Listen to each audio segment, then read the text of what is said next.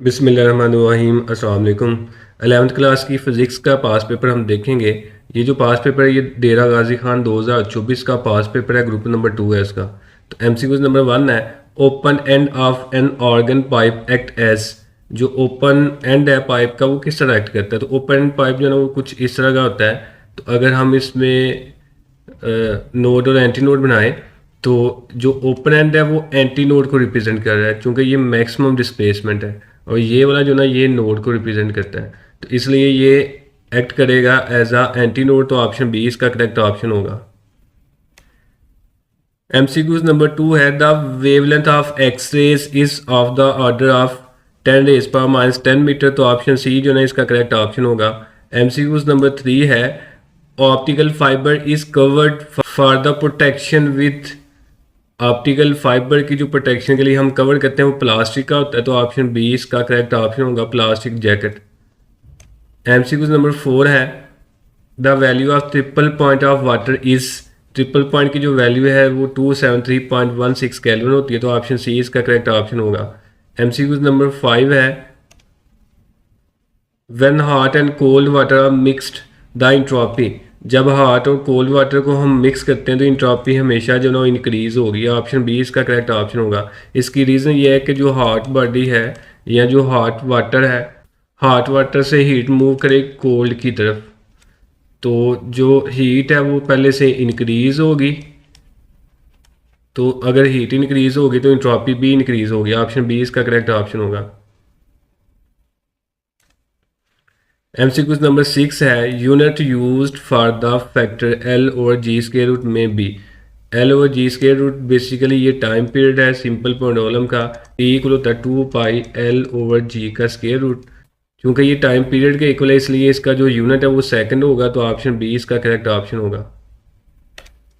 MCQs number 7 है, solid angle is. Solid angle जो ना ये 3 डायमेंशनल होता है, तो ऑप्शन सी इसका करेक्ट ऑप्शन होगा। प्लेन एंगल 2 डायमेंशनल होता है। एमसीक्यूज नंबर 8 है, if the magnitude of A dot B is equal to 1 और 2 A B then an angle between A and B is. तब जो एंगल ए और B के दरमियान में बनेगा वो कितना बनेगा? तो ए डॉट बी जो है ना वो इक्वल होता है ए बी कॉस थीटा के, और हम कॉस थीटा की जगह ना 1 और 2 लेके आना चाहते हैं, तो कॉस थीटा को 1 और 2 के इक्वल रख लेंगे। हमने थीटा फाइंड करना है, कॉस उधर जाके इन्वर्स बन जाएगा। अब काज इनवर्स 1 और 2 तब आता है जब इसका एंगल जो है ना वो 60 डिग्री का बने, यानी कि पाई ओवर 3। तो ऑप्शन सी इसका करेक्ट ऑप्शन होगा। एमसीक्यूज नंबर 9 है, I dot into K cross I is equal to. तो ये किसके इक्वल होगा? तो पहले हम ब्रैकेट को सॉल्व कर लेते हैं। आई ऐसे ही डॉट के क्रॉस आई जो है ना ये जे के इक्वल होता है, तो यहाँ पे जे आ गया। अब आई डॉट जे जो है ना ये 0 के इक्वल होता है। डॉट प्रोडक्ट में सेम का डॉट प्रोडक्ट जो है ना 1, और अगर डिफरेंट होंगे तो उनका प्रोडक्ट जो है ना वो 0 आता है, तो ऑप्शन ए इसका करेक्ट ऑप्शन होगा। एमसीक्यूज नंबर 10 है, impulse has the unit as that of. Impulse का जो यूनिट है वो किसके इक्वल होगा इनमें से? तो इम्पल्स का हमने फार्मूला पढ़ा हुआ है, आई इक्वल होता है M V F minus M V I. तो ये द चेंज इन मोमेंटम है और ये इम्पल्स है, ये दोनों इक्वल हैं, तो इसलिए जो इम्पल्स का यूनिट है वो मोमेंटम के यूनिट के इक्वल होगा, तो ऑप्शन डी इसका जो है ना वो करेक्ट ऑप्शन होगा। एमसीक्यूज नंबर 11 है, when an object moves with constant acceleration the velocity time graph is.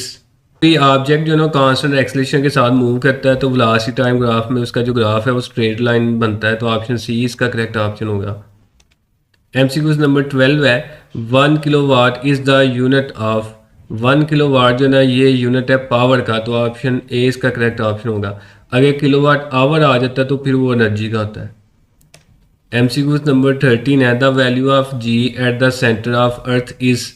तो ये ऊपर भी हमने किया हुआ है, ज़मीन के सेंटर में जो जी की वैल्यू होती है वो 0 होती है, तो ऑप्शन डी इसका करेक्ट ऑप्शन होगा। एमसीक्यूज नंबर 14 है, the expression for the angular momentum is. Angular momentum का जो फार्मूला है वो इक्वल होता है L equal R cross P के, तो ऑप्शन सी इसका करेक्ट ऑप्शन होगा। एमसीक्यूज नंबर 15 है, the diastolic pressure of a normal healthy person in torr. तो जो डायस्टोलिक ब्लड प्रेशर होता है किसी भी नॉर्मल बंदे का वो 70 से लेके 80 टार होता है, तो ऑप्शन बी इसका करेक्ट ऑप्शन। MCQs नंबर 16 है, if time period of a simple pendulum is double its length will be. तो इसकी जो लेंथ है उस पर क्या इफेक्ट होगा। तो टाइम पीरियड का फार्मूला हमने पढ़ा हुआ है, टी इक्वल है 2 पाई L/G का स्क्वायर रूट। अगर हमने यहाँ से लेंथ फाइंड करनी है तो लेंथ जो है ना वो जैसे के अंदर है, तो हम दोनों तरफ स्क्वायर ले लेंगे। तो यह आएगा टी का स्क्वायर 4 पाई² L/G। हमें L चाहिए तो G इधर आके मल्टीप्लाई करेगा, GT² और 4 पाई² इधर आके डिवाइड कर लेगा, तो इधर बच गया L। अब हमने टाइम पीरियड को डबल करना है, तो टाइम पीरियड को अगर हम डबल कर दें तो G, तो T की जगह आ जाएगा 2T, ऊपर स्क्वायर आ गया और नीचे आ गया 4 पाई का स्क्वायर और इधर बच गया L। तो ये बन जाएगा 2 का स्क्वायर 4, इसको हम पहले लिख लेते हैं, तो बाकी GT का स्क्वायर और नीचे आ गया 4 पाई² इक्वल आ गया L के। अब ये सारी वैल्यू जो है ना ये ऊपर L के इक्वल है, तो L प्राइम जो है ना ये इक्वल आ जाएगा 4L के। यानी कि अगर हम टाइम पीरियड को डबल करेंगे तो लेंथ जो है ना 4 टाइम इंक्रीज हो जाएगी, तो ऑप्शन बी इसका करेक्ट ऑप्शन होगा। MCQs नंबर 17 है, the value of gamma for diatomic gas is. Gamma की जो वैल्यू है डाई अटामिक गैस के लिए वो होती है 1.4, तो ऑप्शन ए इसका करेक्ट ऑप्शन होगा।